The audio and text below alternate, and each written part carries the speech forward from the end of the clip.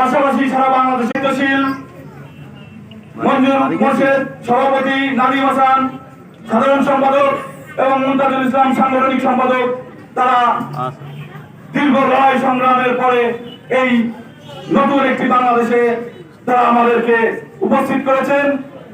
এর পাশাপাশি সারা বাংলাদেশের সকল সহযোদ্ধারা এই ফ্যাসিস্ট লড়াইয়ে অংশগ্রহণ করেছিল। আপনারা জানেন বিপিনুর হক নূর তিনি জেলে থাকা অবস্থায় ঘোষণা দিয়েছিলেন যে 90% পতন হয়ে গেছে, আপনারা শুধু 10% ধাক্কা দেন। আপনারা সেই সহযোদ্ধা যারা আপনারা মাঠে থেকে লড়াই সংগ্রাম চালিয়ে গিয়েছিলেন। পাশাপাশি আমরাও লড়াই সংগ্রাম চালিয়েছিলাম, আমিও গুলিবিদ্ধ হয়েছিলাম। আমাদের এখানে শাহিন আহমেদ সহ যারা রাজপথে ছিলেন জুলাই যোদ্ধারা অনেকে অনেক ত্যাগ স্বীকার করেছেন। আমার প্রাণ ঢালা শুভেচ্ছা অভিনন্দন তাদের প্রতি। বাংলাদেশে স্বর্ণাক্ষরে তাদের নাম লেখা থাকবে। প্রিয় উপস্থিতি, আমি কথা বাড়াবো না।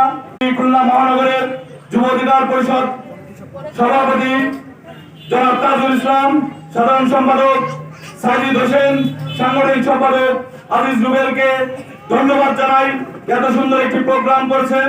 পাশাপাশি খুলনা মহানগরের থানা এবং ওয়ার্ড পর্যায় থেকে যারা এসেছেন সকলকে আমার আন্তরিক শুভেচ্ছা, অভিনন্দন ও ভালোবাসা। আপনারা আগামী দিনে আমাদের সাথে থাকবেন। আপনাদের সকল ধরনের সহযোগিতায় আমরা আপ্রাণ চেষ্টা করব। আপনাদের এলাকায় যেখানে যে সমস্যা থাকুক না কেন আমরা আপনাদের পাশে আছি, থাকবো ইনশাআল্লাহ। ধন্যবাদ জানিয়ে শেষ করছি। আসসালামু আলাইকুম।